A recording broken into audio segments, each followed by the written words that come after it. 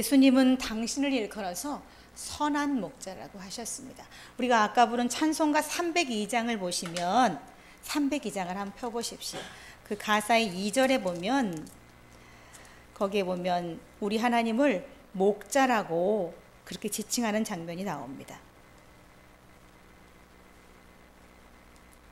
아까 2절이었는데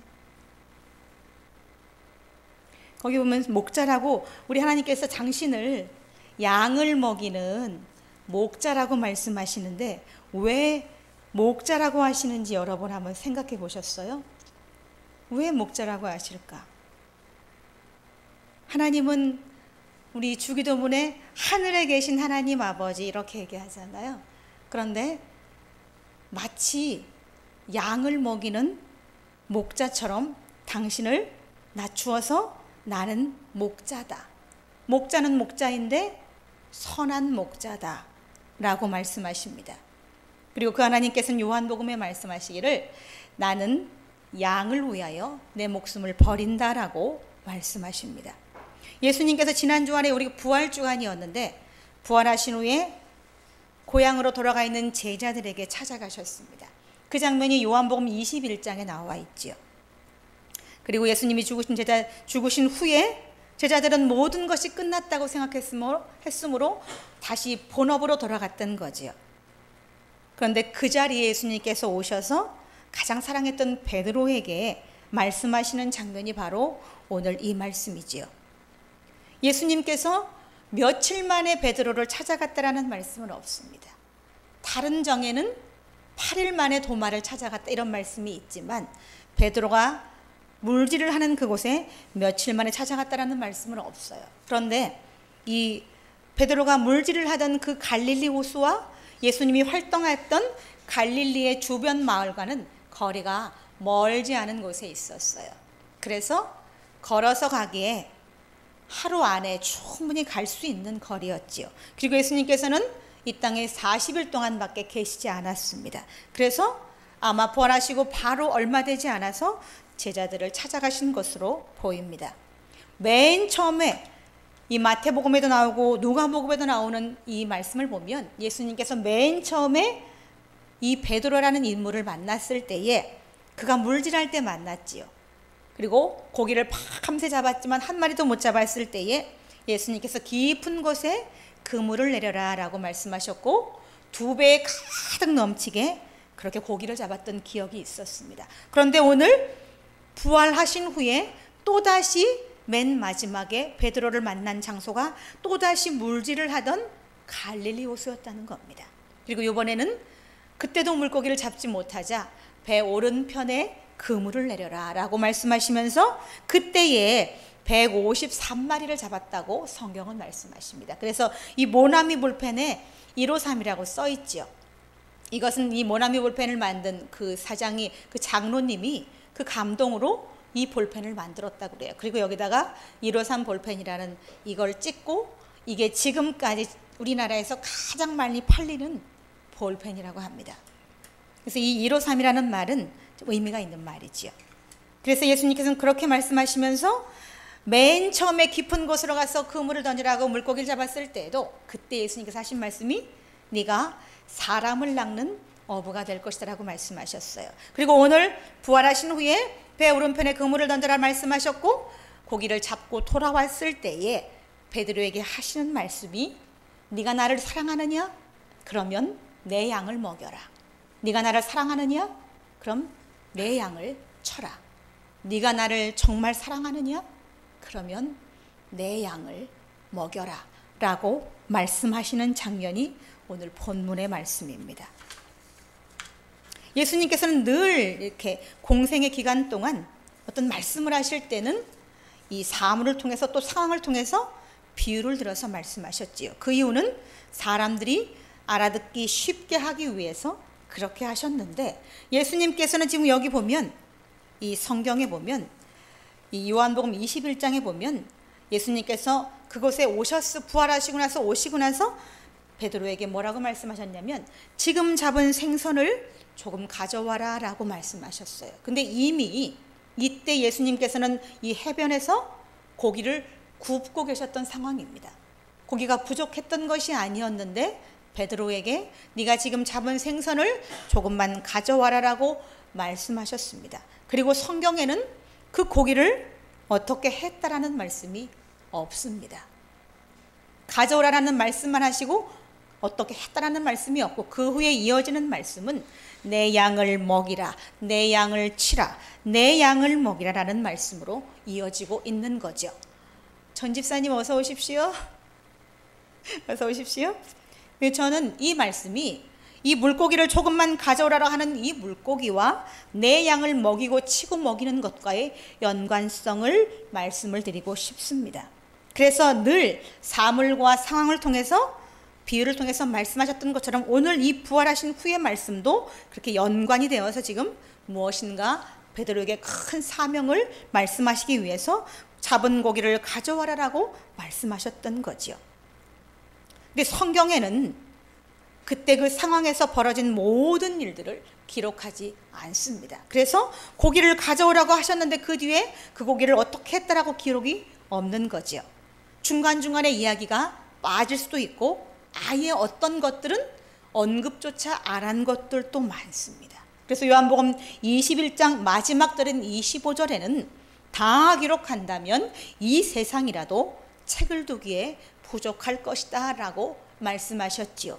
왜 그러냐면 예수님이 보신 행적이나 모든 것들이 다 합축된 것들만 성경에 기록되어 있고, 그 나머지 그보다 훨씬 많은, 어쩌면 100배, 1000배 많았던 그 모든 것들은 다 성경에 빠졌기 때문에, 그래서 요한복음 21장 25절은 이 기록한 것들을 다 기록하기에는 이 세상도 부족할 것이라는 말씀을 하고 있는 거죠. 이 뒤에 말씀하시는 내 양을 먹이라, 내 양을 치라 라고 말씀하시는 것은 그 전에 말씀을 내 양을 먹이고 치라는 그런 사명을 주시기 전에 먼저 물어보신 것이 네가 나를 사랑하느냐 라고 물으셨습니다. 네가 나를 사랑하느냐라는 이 말은 여러분이 기억을 해두셔야 되는 것이 특별한 뜻이 있는 말입니다. 사람이 생각하는 그런 사랑의 단어가 아닙니다. 이 베드로와 제자들에게 지금 주님은 이 먹이는 것, 잡아놓은 물고기와 연결을 시켜가면서 지금 말씀을 하고 계시는 거예요. 예수님을 우리를 기르시는 목자라고 당신이 우리한테 말씀을 하셨는데, 목자는 여러 가지 사명이 있습니다. 자기가 기르는 양에 대해서 제공해야 될 여러 가지들이 있어요. 그 중에 첫 번째는 이 목자는 자기의 양을 먹입니다. 또 자기의 양에게 쉴 곳을 제공합니다. 또 목자는 그 양을 지키고 그 양을 평안하게 해줘야 할 의무가 있는 거죠. 그 목자는 그의 축사에서 그 양을 쉬게 하고 먹게 하고 자라게 하며, 또 그 양이 새끼를 낳을 때까지 돌보아주고 그래야 하는 의무가 목자한테 있습니다. 그런데 당신을 선한 목자라고 말씀하시며 오늘 그 일을 베드로에게 지금 말씀하고 있는 거죠. 만약에 오늘 이 교회에 만약에 이목순 집사님이 어떤 새로운 분을 전도해 온다면 그분에게 목자는 누굴까요? 이목순 집사님입니다. 제가 아니고. 목자가 아니고 첫 번째 1차적인 목자는 전도를 해온 그분이 새 성도의 목자가 되는 거죠. 그리고 그 이후에 2차적으로 담임 목사가 연관이 되겠지요. 근데 그 새 성도는 담임 목사를 보고 신앙을 키우는 것이 아니고 그가 전도해 온 그 목자를 따라서 신앙이 자란다는 겁니다. 그래서 목자의 위치는 굉장히 중요하다는 거죠. 첫 번째 이 목자의 사명은 그것들을, 그 양들을, 그 새 성도를 먹이는 것이지요. 첫 번째로 어떤 사물이든 먹지 않고 살아갈 수 없습니다. 이런 식물도 물을 먹어야 살아갑니다. 인간도 먹어야 살 수 있다는 거죠.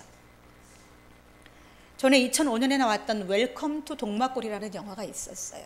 그 영화는 남북전쟁을 배경으로 하고 있습니다. 어느 날 남북전쟁 중에 한국군과 이 북한군이 동시에 강원도 깊은 산골의 어느 작은 마을에 들어가게 되었습니다. 들어가서 보니 그 마을 사람들은 전쟁이 난 것도 모르고 있습니다. 그리고 국군이 왔는데도, 국군이 총칼을 들고 왔는데도 두려워하거나 무서워하지 않고, 인민군이 총칼을 들고 그 말에 들어왔음에도 불구하고 그들을 무서워하거나 두려워하지 않습니다. 그들 앞에 총을 들이대도 수류탄을 보여줘도 전혀 동요되지 않는 모습의 이 동막골 사람들을 보게 된 거예요. 그리고 너무나 평화로운 모습으로 그들이 살아가는 모습을 이 국군의 대장이 본 것이 아니고 인민군의 대장이 보았습니다. 그래서 그는 이해할 수 없었어요. 전쟁 중인데도 불구하고 이렇게 평화로울 수가 있을까? 이 총과 칼을 보고도 어쩜 이렇게 평화로울 수 있을까? 그리고 이 사람들이 어쩜 이렇게 얼굴이 밝을 수가 있을까? 라고 해서 이 인민군 대장이 이 마을 촌장에게 물었습니다. 어느 날, 촌장의 지도력은 어디에서 나오는 겁니까? 라고 물었더니 이 촌장이 하는 말은 단 한마디였습니다. 먹이는 거이디 뭐 라고 말했습니다. 그냥 그들에게 밭을 일구어서 먹이는 일만을 도운 거예요, 이 촌장은. 그런데 그 일 하나만 가지고도 이 마을 사람들은 마치 모든 것이 다 부족한 것이 없는 것처럼 그렇게 평화로운 모습으로 살아갔다는 거지요. 이 사람에게 1차적으로 먹는 것은 굉장히 큰 놀라운 힘이 있습니다. 지난번에 제가 공개라고 하는 말씀을 전할 때에 이 코카콜라의 회장이 제임스 레이니 교수가 준 그 커피 한 잔, 과자 하나, 빵 한 조각을 먹고 굉장히 기뻐하고 그에게 엄청난 유산을 남겼다라고 얘기를 드렸습니다. 억만장자 이 코카콜라의 회장이 무엇이 부족해서 그 커피 한 잔, 빵 한 조각에 감동을 했겠어요. 사람의 눈으로 볼 때는 너무나 보잘것없는 것이었겠죠. 억만장자가 먹는 커피와 그냥 일개 교수가 먹는 커피가 분명히 차별이 있었을 것입니다. 억만장자가 먹는 커피가 더 좋은 커피였겠지요. 빵도 그랬겠지요. 과자도 그랬겠지요. 그런데 그 억만장자가 학교를 출근하다가 길가에서 만난 그 제임스 레이니 교수가 준 그 빵 한 조각에 감동하고 그 커피 한 잔에 감동을 해서 그에게 무려 3조 원에 달하는 유산을 남겨주었다는 겁니다. 그렇다면 이 사람이 먹는 것에 대한 생각이 달라져야 된다는 거죠. 이 사무엘하 23장에 보면 이미 정복이 되어버린 이 베들레헴 성을 바라보면서 이 다윗이 베들레헴 우물에 있는 물을 누가 나한테 떠다가 먹게 할 거라고 혼잣말을 하게 됩니다. 이때 이 다윗을 따르던 용사 3명은 이미 블레셋에 점령당한 그 베들레헴에 가서 우물물을 떠다가 다윗에게 주었지요. 다윗에게 이 물은 어떤 의미가 있었을까요? 자기들의 목숨을 걸고 적진에 들어가서 이미 점령당한 곳에 들어가서 우물을 떠다가 주었던 그 물은 다윗에게 어떤 의미가 있었을까요? 이사야서 58장 11절에는 우리가 지난 2017년도에 주보에 주제 말씀으로 써놨던 말씀이 있습니다. 이사야서 58장 11절에는 줄인 자에게 심령을 또 동하여 줄인 자를 만족해 하기 위한 말씀이 있는데, 나 여호와가 너를 항상 인도하여 메마른 곳에서도 내 영혼을 만족하게 하며 내 뼈를 견고히 하리니 너는 물된 동산 같겠고 물이 끊어지지 아니하는 샘 같을 것이라 라는 말씀을 주셨습니다. 이 말씀은 줄인 자에게 심정이 동한 자에게 주시는 축복의 말씀입니다. 줄인 자를 만족해 하는 자에게 이런 축복을 주신다는 거죠. 예수님도 장치를 따르던 수천의 이 많은 무리들을 먹이셨지요. 오병이어라고 하는 물고기 2마리에 떡 5개로 5,000명을 먹이고 12방울이 남았고, 또 칠병이어라고 하는 말씀도 있죠. 떡 7개 물고기 2마리로 4,000명을 먹이고 7광주리에 남았다고 하셨습니다. 예수님을 따르는 모든 사람들이 생명의 말씀을 먹고 거기다가 육의 말씀도 먹었다는 겁니다. 말씀을 먹어서 배부르지 않습니다. 인간은 육신적인 동물입니다. 그래서 배가 채워져야 배가 부르다는 거죠. 근데 그 육신의 우리 배고픔도 예수님은 말씀을 먹일 때 같이 채웠다는 겁니다. 이 사무엘상 25장에 보면 나발이라고 하는 아주 괴팍하고 못돼 먹은 부유한 사람이 있었습니다. 나발에게 어느 날 이 다윗은 음식을 나누어 주길 요청했지만 아주 모진 말로 거절을 당했지요. 그리고 그의 아내 아비가일은 그 일을 알고 이 상황의 심각함을 알고 많은 음식을 준비해서 다윗이 오기 전에 가서 그를 영접하며 그 음식을 갖다 주었지요. 이 다윗은 400명의 용사를 끌고 이 나발의 집을 완전히 초토화시킬 마음으로 지금 오고 있었습니다. 근데 아비가일의 그 지혜로움 때문에 이 다윗 안에 들어있던 그 살기가 완전히 녹아내렸던 장면이 사무엘상 25장에는 있습니다. 근데 아비가일은 다윗을 영접하러 갈 때에 자기의 집에서 먹다 남은 음식을 갖다 주지 않았습니다.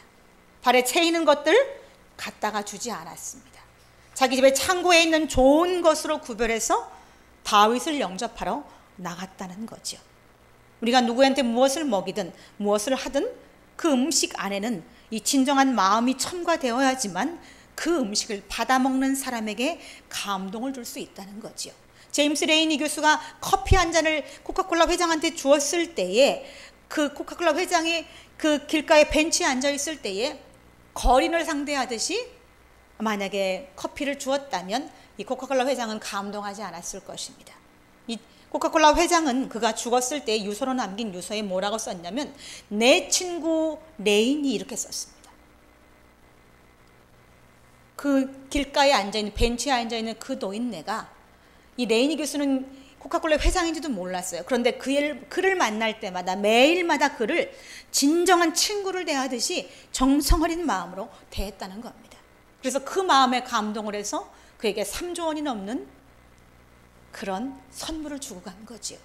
그래서 우리가 무엇을 하든 누구를 먹이든 입히든 그 속에는 꼭 진정한 마음이 첨가되어야지만 그것이 그 사람의 마음을 움직이게 할 수 있다는 거죠.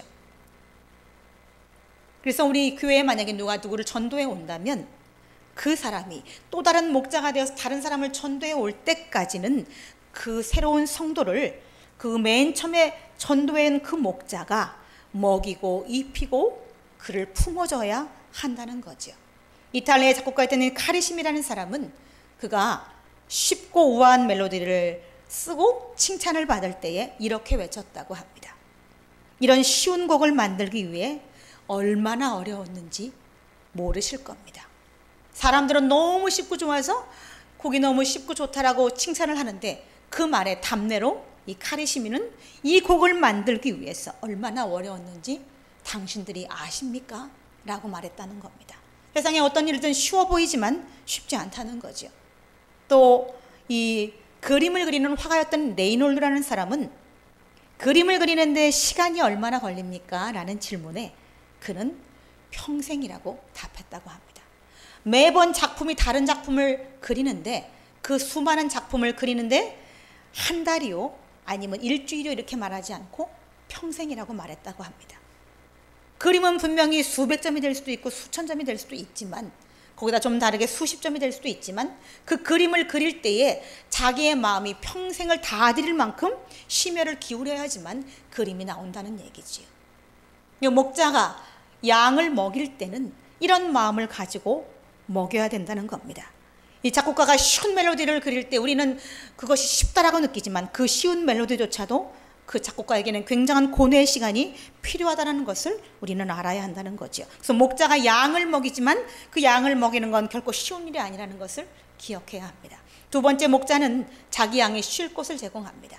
그래서 축사라는 것이 있지요. 양을 먹이고 소를 먹이고 돼지를 먹이는 축사라는 것이 있습니다. 그 축사가 그들에게 쉴 곳을 제공하는 집이 되지요. 이 창세기 46장에는 요셉이라고 하는 인물이 나옵니다. 요셉이라고 하는 인물이 자기 형제들과 아버지가 이 애굽 땅으로 이주해 왔을 때에 이 애굽의 가장 비옥한 땅이었던 고센 땅을 그 형제들에게 내주었습니다. 이 야곱의 12아들 중에 혈통을 이은 건 네 번째 아들인 유다였어요. 그런데 진짜 장자의 역할을 한 것은 요셉이었죠. 11번째 아들이었던 그 요셉 때문에 이 가문이 애굽에서 430년 동안 살아갈 수 있게 되었죠. 그 진정한 장자의 명분은 요셉에게 있다라고 성경은 말씀하십니다. 근데 요셉은 이 형제들 이렇게 많이 좋은 비옥한 땅으로 인도할 만큼 그렇게 은혜가 충만한 상태가 아니었습니다. 그 형제들이 그를 애굽에 팔아먹었기 때문에 노예 생활도 하고 감옥 생활도 하고 그런 형제들이 지금 자기 앞에 있는 겁니다. 그런데 고센 땅에 그 가장 비옥한 땅을 그 형제들에게 마음껏 쓰라고 내주었다는 겁니다. 이 고센 땅은 이 애굽 사람들은 목축을 가증히 여겨서 고센 땅을 좋아하지 않았어요. 그렇긴 하지만 목축을 대대로 하고 있던 이 야곱의 가문의 사람들에게는 다르죠. 애굽 사람들은 목축을 가증히 여겨서 고센 땅을 버린 땅 취급하지만 목축을 하고 있는 요셉의 형제들에게는 더없이 좋은 선물이지요. 풀이 많고 녹지가 많은 곳에 양을 먹인다면 수월할 것입니다. 그 양들이 포동포동 살이 찌고 건강할 것입니다. 그래서 아마 재산도 더 많이 불어났을 것입니다. 그리고 이 국무총리였던 자기 동생의 힘을 빌어서 애굽에서 아마 귀한 귀족으로 살아갔을 것입니다. 이렇게 이 목자는 양에게 쉴 곳을 제공한다는 거지요.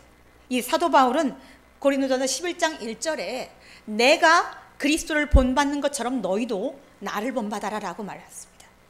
내가 예수 그리스도를 본받아서 너희에게 행하는 이 모든 모습을 너희도 나를 보고 본받아서 너희도 그런 목자 역할을 감당하라는 거죠. 이사야서 이 11장 3절에는 그는 주님을 경외하는 것을 즐거움을 삼을 것이며 그는 눈에 보이는 대로 심판하지 않으며 귀에 들리는 대로 판단하지 않는다라고 말합니다.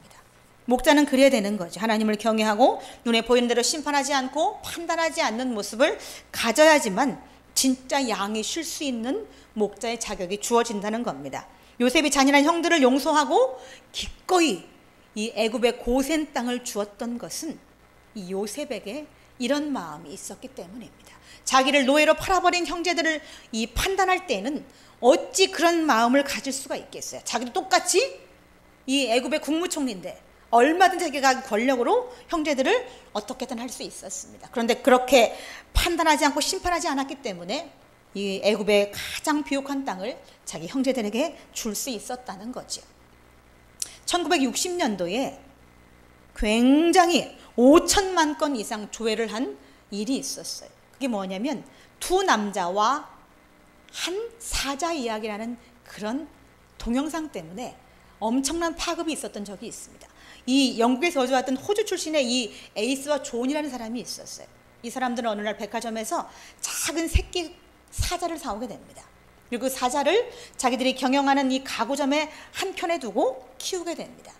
근데 어렸을 때 요만한 사자를 사왔는데 이 사자가 점점 커져서 어마어마한 크기로 자라나기 시작했습니다. 그리고 이 가구점은 이 사자가 자라면서 이 영국의 명물이 되었습니다. 그래서 이 가구점이 엄청나게 잘 되었어요. 사람들이 그 가구점에 그 사자를 보기 위해서 오는 거예요. 근데 이 에이스와 존은 걱정이 되었습니다. 사자가 처음엔 요만했지만 이 사자가 커지다 보니까 이만한 사자를 둘 데가 없었어요. 그리고 야생의 성질을 가진 이 사자를 가두어 두는 것이 옳지 않다라고 생각을 했습니다. 그래서 이 사자를 고민 끝에 케냐의 야생으로 돌려보냈습니다. 그리고 한 1년 정도가 지난 후에 이 에이스와 존은 그 크리스티앙이라고 하는 그 사자를 보기 위해서 이 케냐로 찾아갑니다. 근데 사람들은 이 두 사람을 말렸습니다. 왜냐하면 야생의 본성이 있는 이 사자가 분명히 두 사람을 물어뜯을 것이라고 생각했기 때문에 찾아가지 말라라고 그렇게 권유해 주었습니다. 그런데 이 에이스와 존은 이 어린 크리스티앙이 너무 보고 싶어서 케냐까지 찾아갔습니다.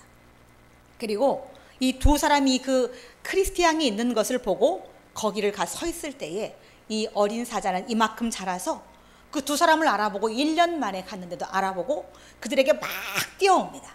진짜 동영상이 있어요. 내가 오늘 그걸 보여드려야 되는데 그 말씀을 내가 하집사님한테 못 해줬어요. 그 동영상을 보면 정말 너무 감동적인 게 그 큰 사자가 두 사람에게 막 뛰어옵니다. 뛰어와서 막 끌어안고 얼굴을 핥고 막 부비고 뒹굴고 하는 장면이 진짜로 동영상이 있어요. 근데 1년이나 이미 시간이 지났음에도 불구하고 그 사자에게는 그 에이스와 존이 아직도 너무너무 생생한 자기의 보호자였던 거예요. 그 영상을 많은 사람들이 보고 감동을 받아서 무려 5천만 건 이상 조회를 하고 지금도 그 동영상이 수십 년이 지난 지금도 그 동영상을 조회해서 보는 사람이 있다라는 거죠.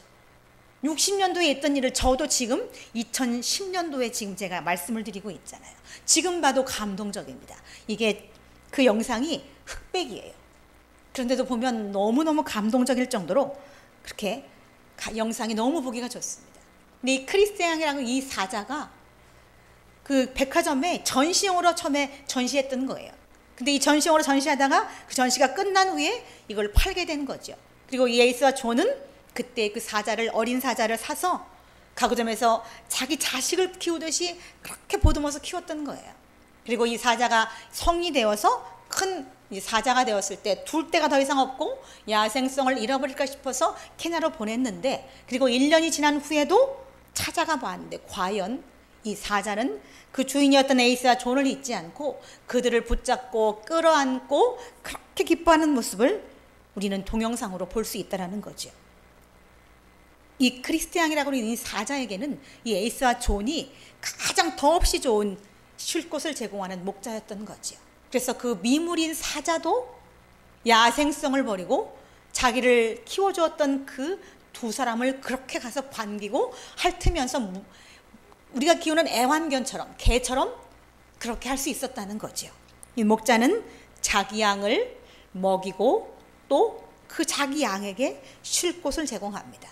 그리고 세 번째는, 목자의 세 번째 사명은 양을 지키는 겁니다. 양을 지키기 위해서 목자라는 것이 있지요. 양을 지킬 필요가 없다면 아마 이 목자라는 것은 필요 없을 것입니다. 근데 그 양을 지키기 위해서 목자가 필요한 거죠. 이 다윗은 원래 목동이었습니다.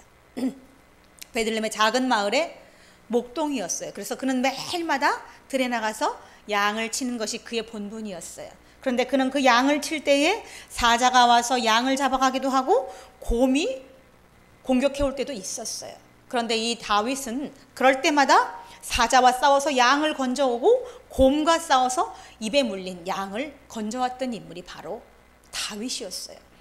그 이유는 다윗이 그 양들을 치는 목동이었기 때문에 그랬던 거죠.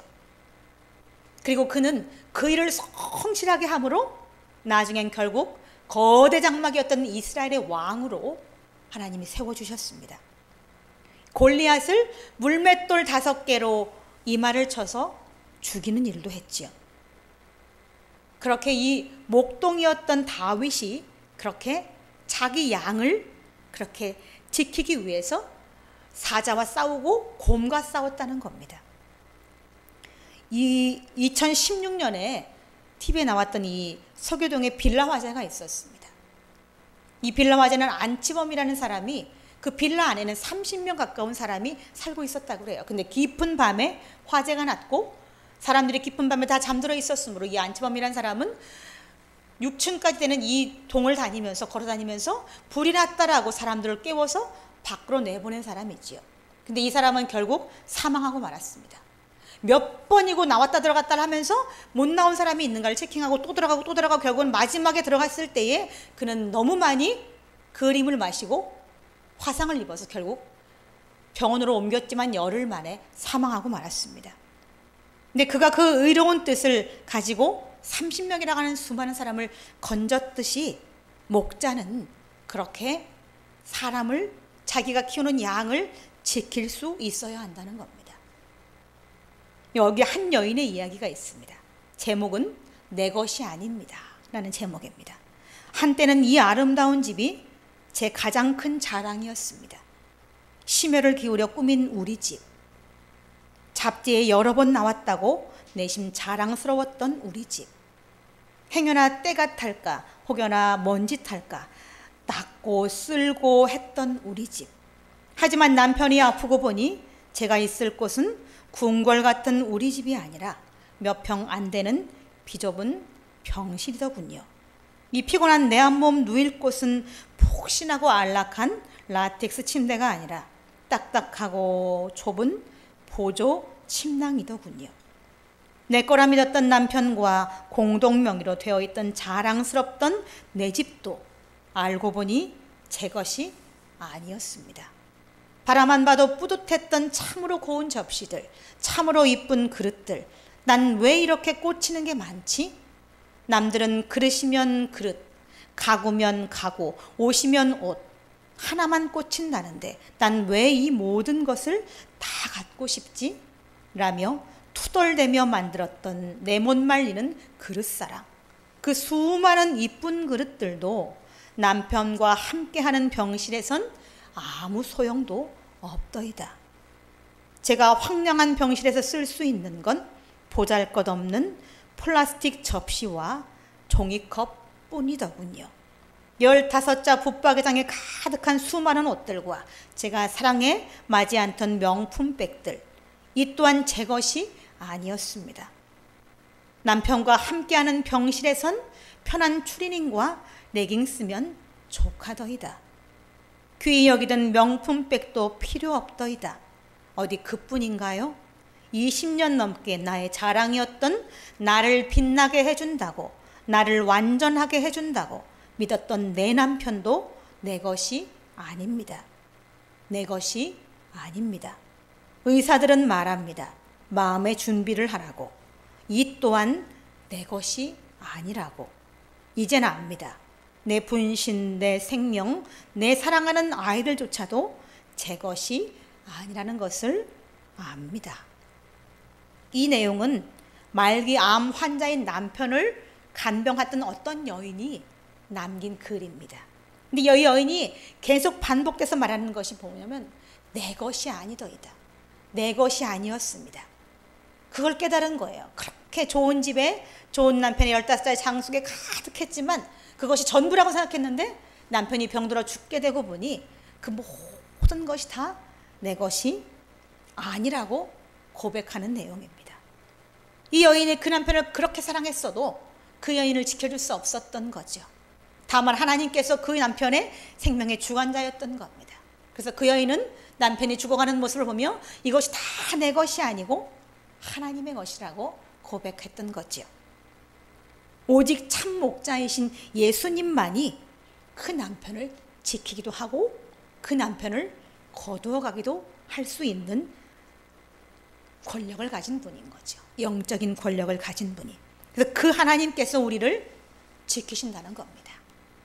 우리가 진정한 양이라면 그 하나님께서 우리의 목자가 되어주시기를 기도해야 된다는 겁니다.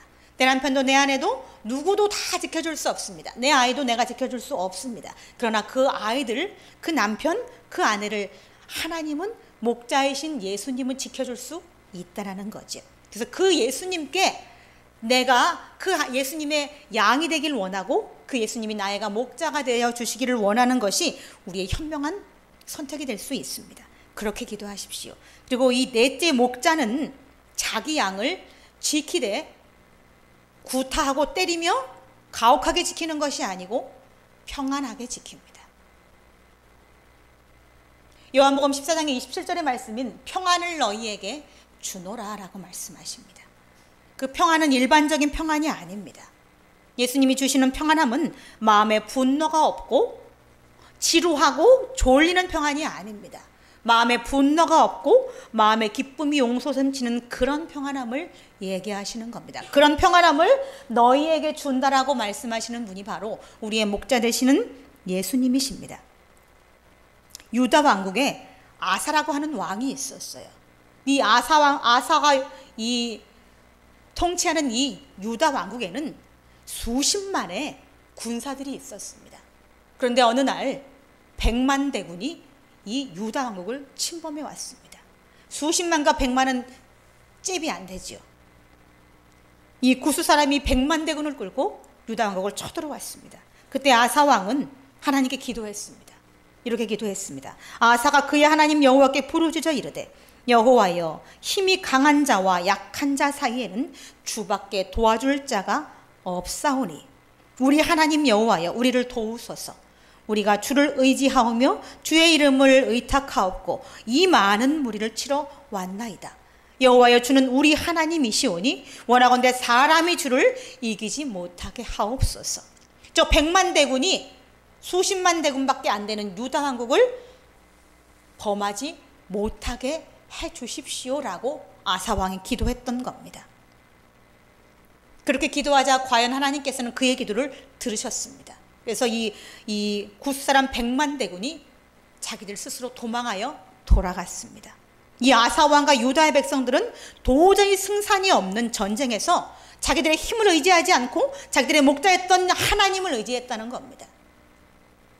그래서 그 목자인 하나님이 자기 나라를 지켜주기를 원하고 그렇게 기도했던 거죠. 그래서 그 목자 되신 하나님께서는 과연 그 나라를 지켜주셨습니다. 아사 왕국의 그 빈약했던 군사를 가지고 그들에게 침범당하지 않게 하시고 그들을 지켰던 거지요. 근데 이 아사 왕은 하나님 앞에 이런 고백을 했습니다. 우리가 우리 하나님 여호와를 찾았으므로라고 고백하고 있습니다. 내 목자이신 그 하나님을 찾았으므로 목자 되신 하나님께서 이 유다 왕국을 지켜주셨다는 겁니다. 하나님이 유다 왕국을 도우신 것은 그들에게 무력 승리를 위해서가 아닙니다. 이 끊임없이 하나님을 의심하고 우상 숭배를 했던 것이 유다 왕국의 사람들이었습니다. 그럼에도 불구하고 그들에게 위험이 노출되었을 때에 그들을 도우신 하나님은 유다 왕국의 아사 왕이 하나님을 찾았으므로 그를 도왔다는 겁니다. 그가 하나님을 찾으며 나의 목자이신 나의 하나님 아버지 이 위태로운 유다 왕국을 지켜주십시오라고 그 목자이신 예수님을 하나님을 찾았기 때문에 하나님께서는 그 유다 왕국을 지켜주셨다는 겁니다. 요한복음 4장에는 이 수가성의 사마리아 여인에 대해서 나옵니다. 이 사마리아 여인은 정통 혈통이 아닌 혼혈 유대인이었어요. 그래서 사람들이 없는 12시에 가장 뜨거운 시간에 물을 뜨러 갔는데 그 자리에 수가성의 여인이 있는 그 자리에 예수님이 오셔서 그 여인에게 나에게 물을 좀 줘라 라고 말씀하십니다. 예수님께서는 그렇게 말을 하자 여인은 너무 의아스러워서 당신은 유대인으로서 어찌하여 나한테 물을 달라고 하시나이까? 라고 말합니다. 다른 유대인들은 이 여인을 멸시하고 사람 취급을 안 했기 때문에 정통 유대인 예수님이 물을 달라고 말하는 것에 의아심을 가져서 당신은 뭐 때문에 유대인인데 나 같은 정통 유대인이 아닌 사마리아 여인에게 물을 달라고 하십니까? 라고 여쭙습니다. 그때 예수님께서는 그 여인에게 이 물을 마시는 자마다 다시 목마르려니와 내가 주는 물을 마시는 자는 영원히 목마르지 아니하리니 내가 주는 물은 그 속에서 영생하도록 솟아나는 샘물이 되리라 라고 말씀하십니다. 수가성 여인이 그 물에 떠서 주는 그 물은 영생할 수 없다라는 거죠. 목자이신 예수님이 주시는 그 영생의 말씀으로 영생할 수 있다라고 지금 여인에게 말하고 있습니다. 순수 혈통이 아니므로 평생을 천대받고 살았던 이 수가성의 사마리아 여인이었습니다. 정통성이 없다는 이유로 멸시와 천대를 받는 것을 당연시 여겼던 이 여인에게 어느 날 예수님께서 한 사람의 인격체로 한 사람의 유대인으로 대해주는 사람을 만났을 때 그 여인은 그 사람이 자기의 목자라는 사실을 깨달았습니다. 그리고 그는 각 마을에 들어가서 회당에서도 예배드릴 수 없는 여인이었어요. 유대인이 아니었기 때문에. 그리고 그녀는 직업이 창녀였습니다. 안 그래도 천시받는 여인인데 창녀라는 직업 때문에 더더욱 천대받는 사람의 축에도 못 들어가는 여인이었지만 그 여인을 사람의 대우로 인격적으로 대해주는 예수님을 만났을 때에 그 여인의 인생 속에 가장 중요한 터닝 포인트를 만나게 됩니다. 그동안은 천대받는 여인으로 존재감이 없는 여인으로 살았지만 예수님께서 이 여인에게 와서 물을 좀 달라고 말씀하실 때 이 여인의 신분이 달라졌습니다. 천대받는 여인에서 존귀한 이 한 인격체로 변화되는 타이밍이 지금 이 타이밍이라는 거죠. 이 여인에게 예수님께서는 이런 말씀을 덧붙이셨습니다. 여자야 내 말을 믿으라. 이 산에서도 말고 예루살렘에서도 말고 너희가 아버지께 예배할 때가 이르리니. 여인은 회당에 들어가서 예배할 수 없었어요. 예배할 때가 이르리니 너희는 알지 못하는 것을 예배하고 우리는 아는 것을 예배하노니 이는 구원이 유대인에게서 남이라. 이 유대인은 바로 예수님을 얘기하는 겁니다. 아버지께 참되게 예배하는 자들은 영과 진리로 예배할 때가 오라니 곧 이때라. 아버지께서는 자기의 이렇게 예배하는 자들을 찾으시느니라. 하나님은 영이시니 예배하는 자가 영과 진리로 예배할지니라. 이렇게 예배하는 자들을 찾는다고 말씀하십니다. 근데 이렇게 예배하는 것은 영과 진리로 신령과 진정으로 예배하는 자들을 하나님은 찾으신다는 겁니다. 유대인들은 형식에 젖은 예배를 드렸습니다. 그래서 나중에는 다리를 절고 병들고 초라하고 털이 다 벗겨진 자기들도 취급하지 않는 그런 것들을 하나님께 드려도 마음에 요동이 없을 정도로 그렇게 부패한 형식적인 예배를 드리던 사람이 유대인들이었습니다. 그런데 예수님께서는 이 여인에게 말씀하시기를 그런 형식적인 예배 필요하지 않다. 나 여호와 하나님은 신령과 진정으로 예배하는 자들을 찾는다. 그것이 진짜 예배다라고 지금 말씀하고 있는 거죠. 그 말씀을 들었을 때 이 사마리아 여인은 깜짝 놀랐습니다. 유대인들은 자기를 모습만 보고 경멸하는데 예수님은 보이는 모습은 아무것도 보지 않으시고 그 여인에게 너가 진정하로 하나님의 자녀이니 너는 하나님 앞에 영과 진리로 예배드리라고 지금 말씀을 하고 있는 거지요.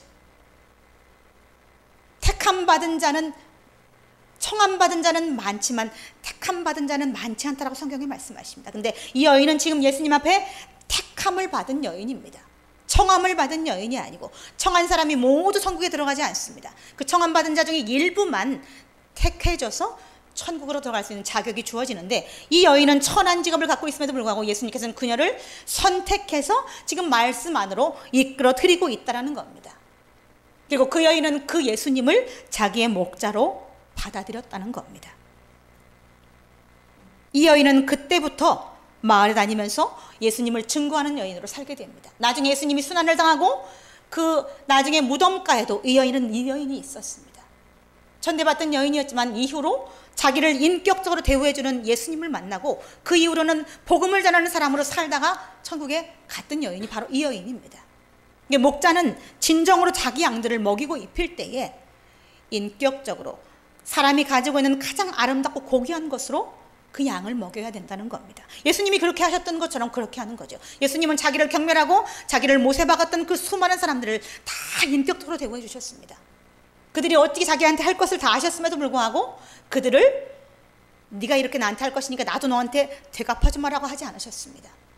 자기를 경멸하고 멸시하며 필요할 때는 언제나 예수님께 와서 주여 주여 부르짖는 그런 이중적인 유대인들에게 한결같은 목자의 마음으로 그들을 먹이고 입히고 말씀으로 가르쳤다는 거죠. 수가성이 만난 그 예수님은 바로 그런 분이었습니다. 우리의 공동체 안에도 이런 영적인 부담감이 있어야 합니다. 오늘 예수님께서 베드로에게 네가 나를 사랑하느냐라고 물으신 것은, 그 사랑은 우리가 생각하는 그런 사랑이 아닙니다. 네가 조건 없이 무조건적으로 나를 사랑하느냐라고 물으신 겁니다. 네가 조건 없이 무조건적으로 나를 사랑하느냐? 그렇다면 내 양들을 네가 먹여라라고 말씀하시는 겁니다. 그리고 또다시 네가 조건 없이 나를 사랑하느냐? 네가 무조건적으로 나를 사랑하느냐? 그 마음이 진정이냐라고 물으시고 내 양을 또다시 먹이고 치라라고 말씀하셨던 겁니다. 진정 어린 마음을 가진 목자가 우리 하나님께서 찾으시는 사람인 거죠. 이 교회 안에도 모두가 다 알곡은 아닙니다. 그렇다고 모두가 다 가라지도 아니죠. 알곡과 가라지가 섞여 있는데 하나님께서 말씀하시는 알곡은 이 제가 말씀드린 네 가지의 사명을 가지고 살아가는 진정 어린 마음이 있는 사람이 진짜 알곡입니다. 진짜 목자입니다. 하나님 앞에 우리 성도들은 다 목자입니다. 세상에 널려있는 저 많은 사람들이 다 양이기 때문에 그렇습니다. 우리는 그런 영적 부담감을 가지고 살아야 한다는 거죠. 내가 내 형제를 대할 때, 내 이웃을 대할 때에 내가 이런 목자의 감정을 가지고 이 영적인 부담감을 가지고 그들을 우리가 이 공동체 안으로 끌어들여야 된다는 거죠. 서로가 서로를 섬기고 다른 곳에서 상처를 받았다면 교회 안에서 위로받을 수 있게끔 하는 것이 우리의 본분인 겁니다. 또 이곳에서 실족하고 마음이 상심한 사람에게 영적인 힘을 불어넣어서 그가 세상에 나가서 다시 무엇이나 할 수 있는 힘을 갖게 하는 것이 우리 교회가 할 일이라는 거죠. 하나님의 자녀로 하는 목자라는 사람들이 할 일이라는 겁니다. 성도 한 사람 한 사람이 전부 다 목자입니다. 하나님께서 기름 부어 세운 이 목사가 목자가 아니오, 하나님 앞에 다 동일합니다. 저도 하나님 앞에 성도입니다. 여러분이 다 하나님 앞에 성도인 것처럼 저도 성도라는 거죠. 우리 각자에겐 다 하나님의 사명이 있는데 그것은 하나님께서 이 세상에 놓으신 수많은 양들을 우리가 먹이고 입히는 일을 우리가 해야 되는 사명이 우리에게 있습니다. 그래서 베드로에게 예수님께서는 내 양을 먹이라라는 말씀을 주셨던 겁니다. 우리는 이 땅에 잠시 머물다 갑니다. 그래서 복음성가에는 죄 많은 이 세상이라고 말합니다. 여기가 내 집이 아니라고 말합니다. 우리가 목자의 심정으로 매일 애통하는 삶을 살고 또 줄인 자를 돌보고 이기심을 버리고 이웃에게 나를 내어준다면 이곳이 교회가 아니오 이 세상 전체가 다 교회가 될 수 있을 것입니다. 우리가 그런 목자의 마음을 가지고 살아갈 수 있기를 예수님의 이름으로 축원을 드립니다. 기도하시겠습니다. 하나님 아버지, 하나님의 은혜를 참으로 감사합니다. 우리 예수님께서는 우리에게 당신을 선한 목자라고 말씀하셨습니다. 실제로 그리고 수많은 사람들을 먹이고 입히는 목자의 사명을 감당하셨습니다. 그리고 부활하신 후에도 또다시 말씀하시기를 내 양을 먹이라, 내 양을 치라, 내 양을 먹이라 라고 말씀하셨습니다. 이 말씀은 곧 나에게 주신 말씀이라는 사실을 잊지 않고 살아가게 하여 주옵시며 우리의 모든 삶에 전인격적인 목자의 사명을 가질 수 있도록 우리에게 선한 부담감을 갖게 하여 주옵소서. 감사와 영광을 드리며 우리 구주 예수 그리스도의 이름으로 기도드리옵나이다. 아멘.